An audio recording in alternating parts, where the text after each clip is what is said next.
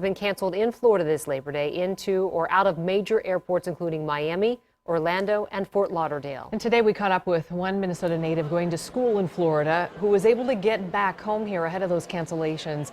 Fox 9's Paul Bloom joins us live tonight with that story. Paul? Amy and Kelsey, tonight's story has brought us to the final day of the Minnesota State Fair. You can see the huge crowds behind me, attendance looking great on this final day of the Great Minnesota Get-Together. And I can tell you, amongst the masses here on the fairgrounds today is a local metro area family trying to make the most of, frankly, what is a frightening and unnerving and really a deadly situation. 3, 2, 1.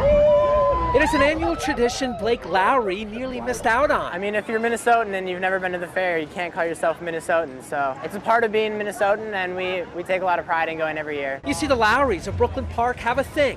Go to the fair every single year as a family.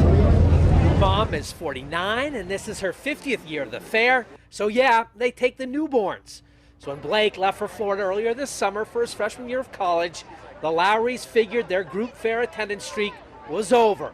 And they originally showed up here without him. He was incredibly disappointed. And so we said, when we came here, we took pictures and he gave us a list of everything we had to eat for him, and we took pictures of that and we sent them all to him. But Monday, there was Blake after flying home this weekend from Florida Southern College.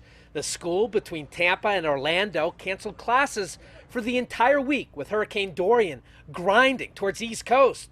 It certainly isn't the way the Lowrys wanted to keep their state fair streak going. Grandma has a condo on the beach near West Palm, and there's no telling what she'll return to. I talked to my neighbors, and they are doing the best they can. We're just praying that everything goes well on Hutchinson Island. To show where their hearts and thoughts are right now, 3 generations donned gear from their favorite Florida surf shop as they cherished another summer afternoon at the Great Minnesota Get-Together. Cheers, guys. Cheers.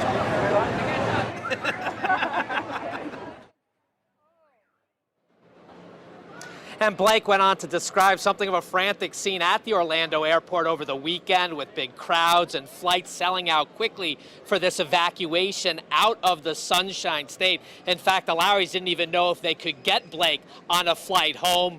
They obviously did. Worth pointing out, though, the Orlando airport did just tweet out a bulletin this afternoon that says it will cease operations at 2 o'clock overnight, early Tuesday morning, again because of the forecasted winds and weather conditions expected as far away as central Florida.